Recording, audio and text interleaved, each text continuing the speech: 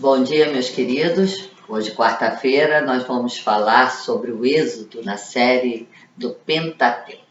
Então, nós já estamos no segundo livro, que é o livro do Êxodo.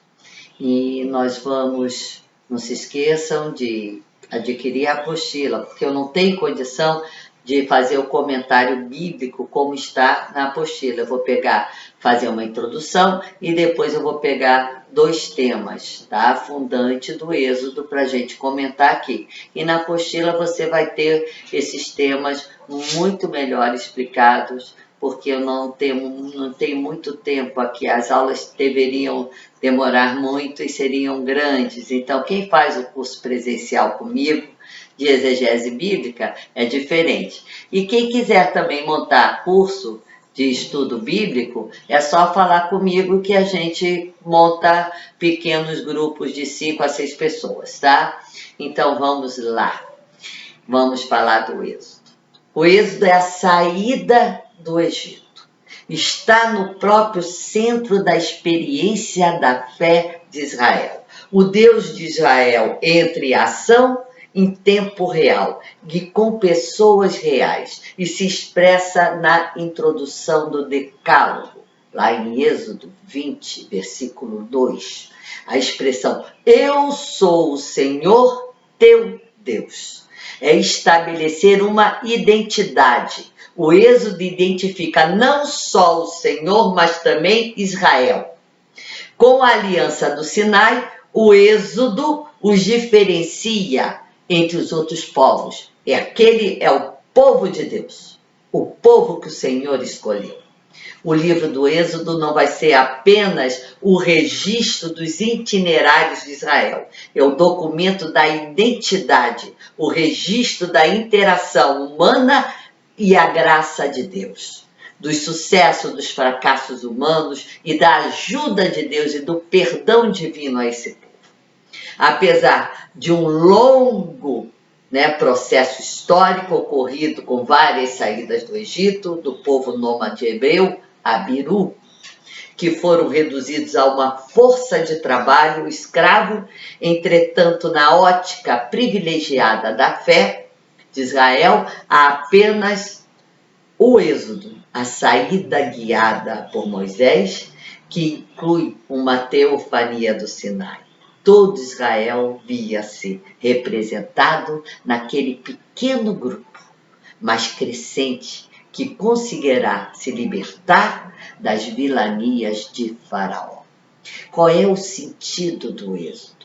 Ele tem um cenário que vai fixar essa data do Êxodo no século 13 a.C., de acordo com o cenário, o faraó que oprimiu os israelitas foi Ramsés II, o grande construtor do Império Novo, que reina de 1290 a 1224 a.C. Podemos, mediante tais fontes, datar o Êxodo por volta de 1250, na região a nordeste do Cairo e a oeste do Canal de Suez. O livro do Êxodo é uma literatura popular, é uma mistura de diversos gêneros literários, como drama, como gênero épico, como jurídico, legislação sacerdotal. Por causa da sua centralidade do Êxodo na fé de Israel, não devemos nos surpreender ao encontrar ação explícita dos teólogos. O primeiro vai ser o Javista, que escreve no século X a.C., no auge do reino davídico-salomônico. O segundo é o redator Eloísta, que reflete o período do tumulto do sincretismo religioso entre o século VIII e o século IX a.C., lá no Reino do Norte.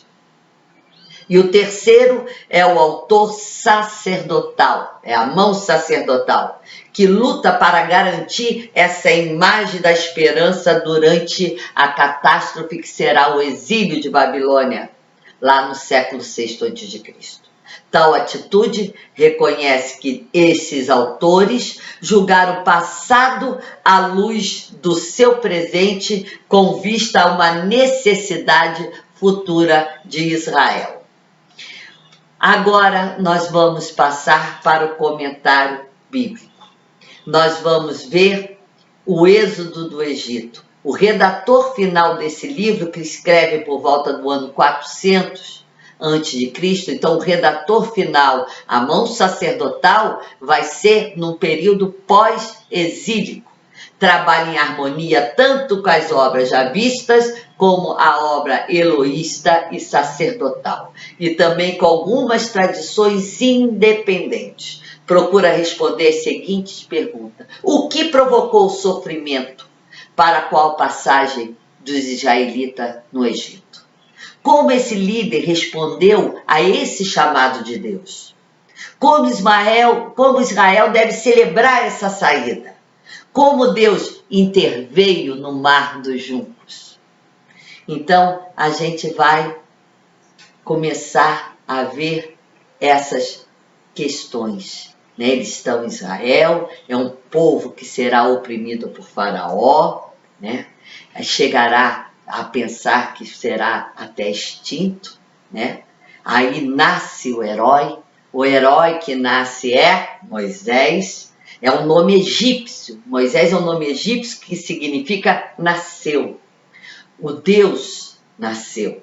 Isso é porque Moisés nasceu no aniversário do Deus Tut. Aí a gente vai ver que teve a fuga para Midian, e aí nós vamos estudar essa passagem um pouquinho mais detalhada, que é da sarça ardente. Capítulo 3, versículo de 1 a 6. É a passagem de uma combinação da mão já vista com a mão eloísta, embora em sua maioria seja da tradição já vista. Também devemos notar que o sogro de Moisés, o nome próprio, que ele vai ter Itrô, enquanto em 2,18 é Reuel, que quer dizer o nome da tribo, o nome tribal dele.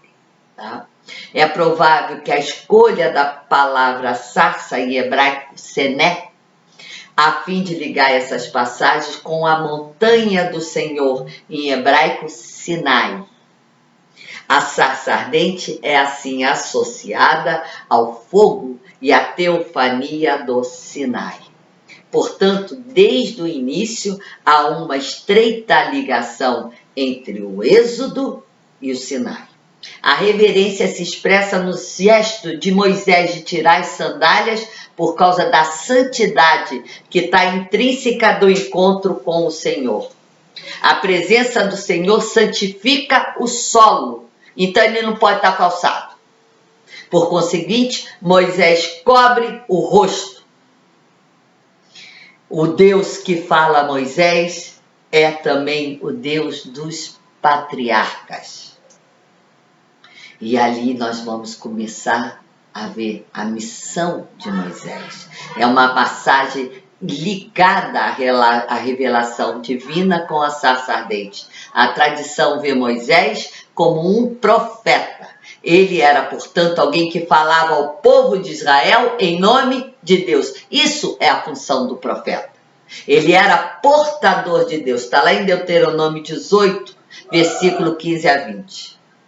Então, depois, na próxima aula, nós vamos continuar estudando um pouquinho essa missão de Moisés, a etimologia do nome do Senhor, que é o tetagrama sagrado. Até a próxima aula, que nós tenhamos uma semana muito feliz, que Deus nos abençoe sempre.